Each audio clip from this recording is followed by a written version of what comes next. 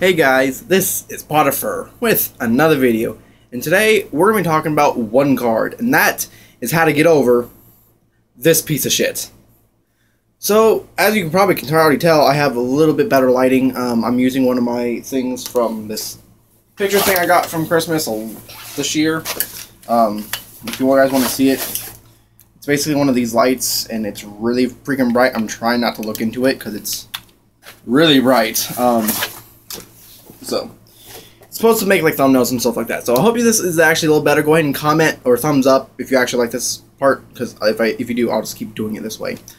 So yeah, we're basically gonna get over Timaeus, the Knight of Destiny, and yes, I did get this card today, and it's amazing.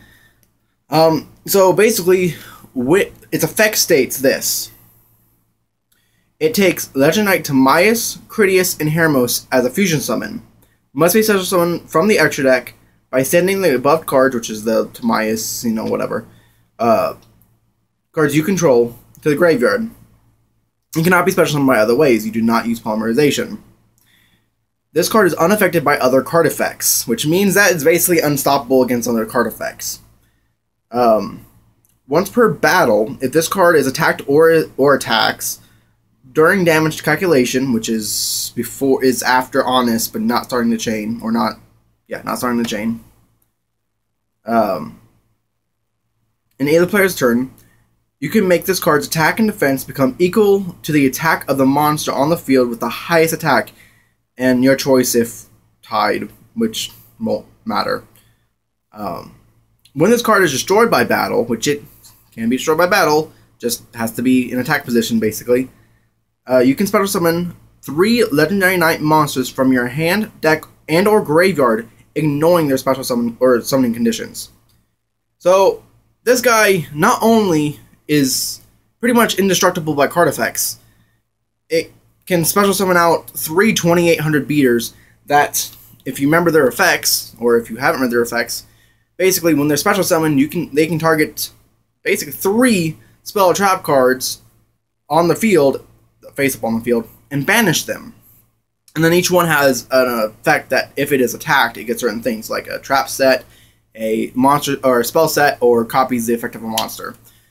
But we're not talking about them. We're talking about this piece of shit. Now, I love this card. Don't get me wrong. I'm just talking to the point of everyone else. So, when I say piece of shit, I mean by everyone else. I fucking love this card. I want to get a playset of it. Maybe even a full binder of it. That's how much I love it. So, basically, with this card, when it's in the defense position, it's pretty much indestructible. However, the only ways to actually get over it, which when I say get over it, I mean actually destroying the monster, not necessarily attacking over it, doing piercing damage. When I say attacking over, I mean like attacking directly, but not doing like, not piercing, but burn damage, making your opponent or making the person playing it deck out, not doing that kind of stuff, but actually attacking over it.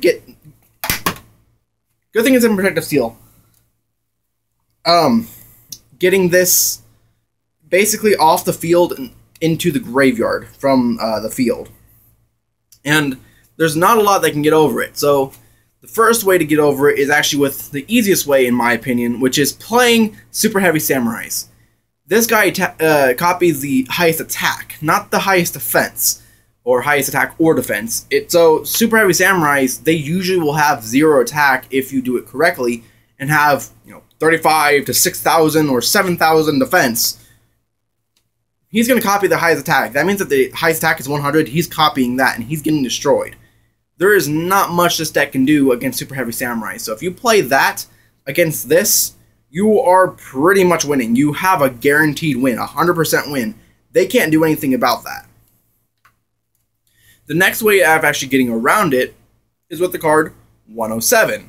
107 states that you can, during your battle phase, you can negate the effects of all face-up, I think, monsters on the field. I'm not sure if it's cards, but...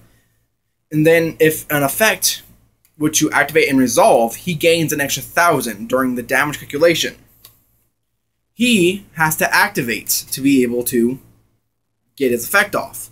So when it resolves, 107 will get an extra 1,000. He can't copy that extra 1,000 because he's already used that. So, yeah, he's like, if he's at 3,000, he activates 3,000. 107 has now 4,000 and can get over this. That's probably one of the more easier ways, other than actually just switching the deck you play entirely.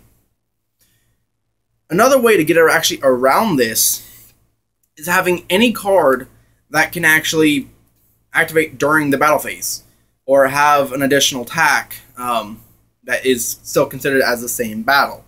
So, because you can't just have like, oh, I'm gonna attack one time, okay, have a secondary attack. That's two different battles from the same monster.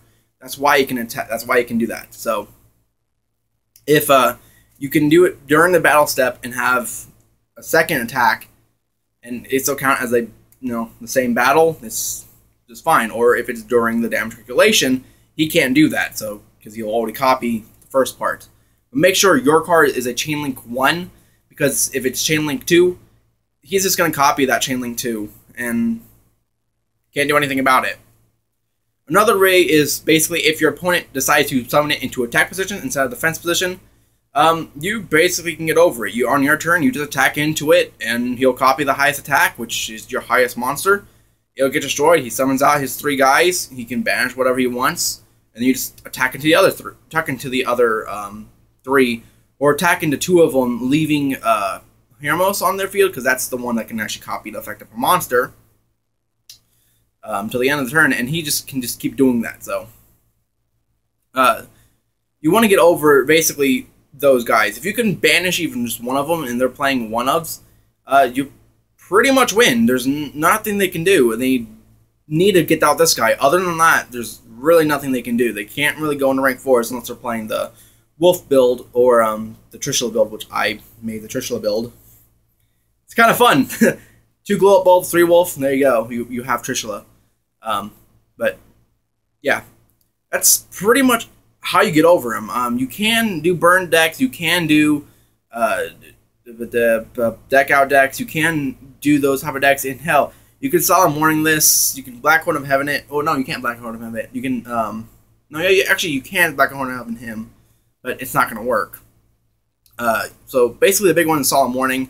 They might bring back Solemn Judgment because of this, but no one's really going to use it because getting this guy out is freaking hard to do in the first place, and getting out the Knights is another thing. So I don't think they're going to do that, and they might not even put him to 1, because even though he's a fantastic card, he's just not that powerful.